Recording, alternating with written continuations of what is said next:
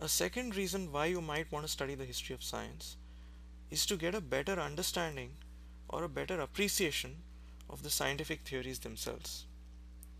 For example, the development of new scientific theories often involves intense controversies.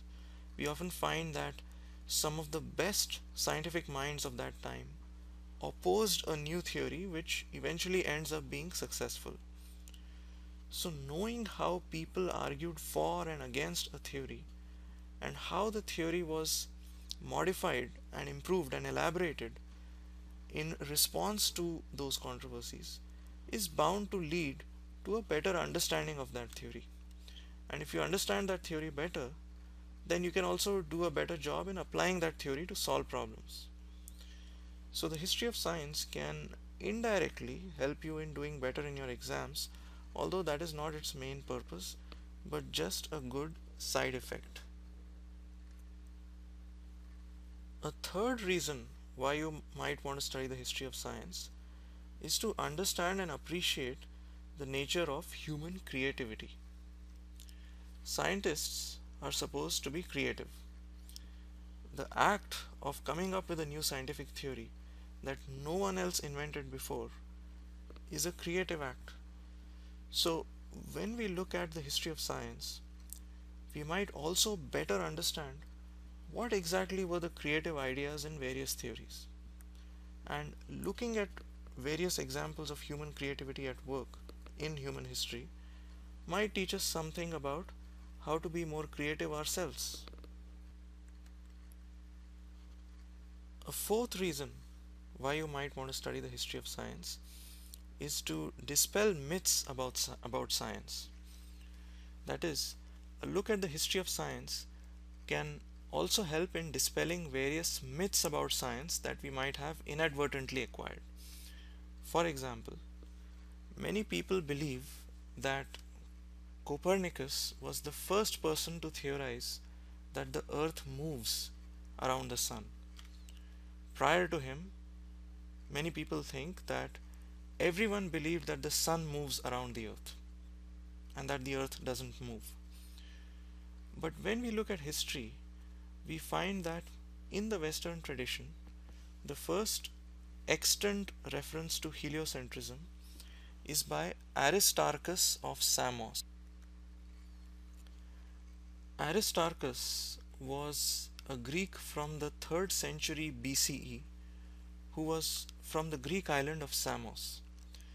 So, why is Copernicus's position so significant then that the period known as the scientific revolution, which marks the birth of modern science, is said to begin with the publication of Copernicus's book, which put forth heliocentric ideas?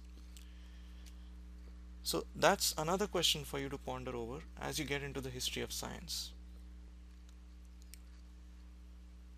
A fifth reason to study the history of science is to understand the philosophy of science better.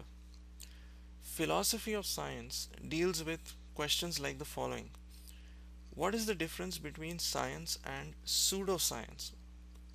Or what is the difference between science and non-science? Are scientific theories true?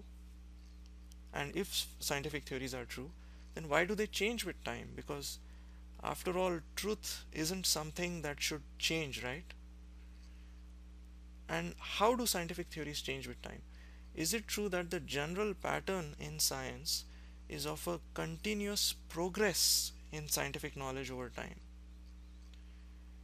Is there a single method that is common to all of science? Is there a single scientific method, or are there many different methods all coming under the phrase scientific method? What is the basic structure of scientific reasoning? That is, how do scientists reason? How do they justify any theory?